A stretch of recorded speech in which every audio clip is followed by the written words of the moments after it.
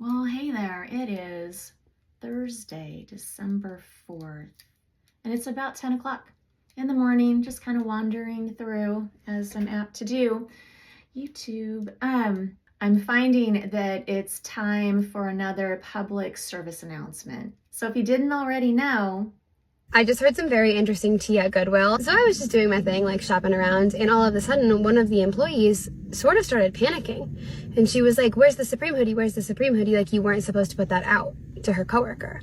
And he, of course, was like, "Well, I didn't put it out." And she was like, "Yeah, like the Supreme hoodie and the 2 Bape shirts, like those were not supposed to be put out. Like, where are they? We have to find them because now they're on the floor and they were supposed to be sent out." And in my head, I was like, sent out?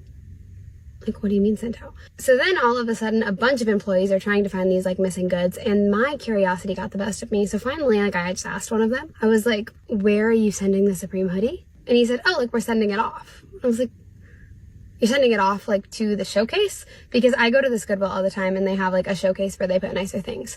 And he was like, no, like, we're sending it off to headquarters, like, to be sold." I was like, "Headquarters? Like, what do you mean?" And he was like, "Yeah, like, you know, like if we ever get like designer bags or like really nice jewelry, we just send it off to sell it online." So I automatically am like, "What about the stuff that you're marking up in the showcase?" Because they always have good shit in the showcase. And he was like, "Oh, well, like, you know, if it's like lower end stuff, like it might be real, but like anytime you see something designer and they're like, it's fake. It's fake. The designer stuff in the showcase is marked at like 50, 60, 70 bucks. So in my head, I'm like, let me get this straight. Every single thing that Goodwill is receiving is free. It is a donation. They are taking the expensive designer pieces, sending them off, so not even the consumer can get them, but sending them off to be resold online. And then you're marking up the prices of things that you either cannot confirm are real or know for a fact are fake. That's crazy to me. And this same location, again, I go here all the time, recently marked up all of their prices. Like a long sleeve used to be, I think, $7.99, and today when I went in, it was $12.99. And I was like, I was in here 2 days ago and you marked it up that much? So I don't know what to do with this information because I'm a big thrifter. I'm an avid goer to Goodwill, and now I just feel like pissed. so a few more things to add on to this, just so that we can circulate this again, right? So, what makes people raise an eyebrow with this whole structure? Your entire business model, you have donated goods, so your products cost you nothing, right? Donated labor hours from volunteers, tax exempt status, government grants for hiring marginalized labor, sub-minimum wage exemptions in some locations.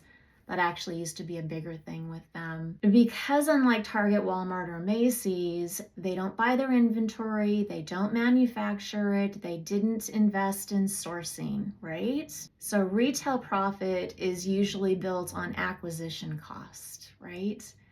Goodwill skipped that entirely, and they're tax exempt. So these guys receive products for free, tax deductible, and then they sell them back to the community at full markup, right? Using the labor of people who often have the least bargaining power in the job market. Quite a few of them hired disabled and other challenged areas. So their net income is actually considered like surplus or program expansion funds or reinvestment. So keep in mind, McDonald's isn't in the business of making burgers.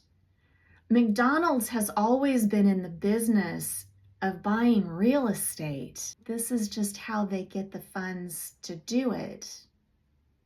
So then those investments over on the other side, yeah. But I think the bigger question here is really whether the model works for the people who make it possible. And most of those people are on public assistance, which they've been cutting off. Again, corporate greed.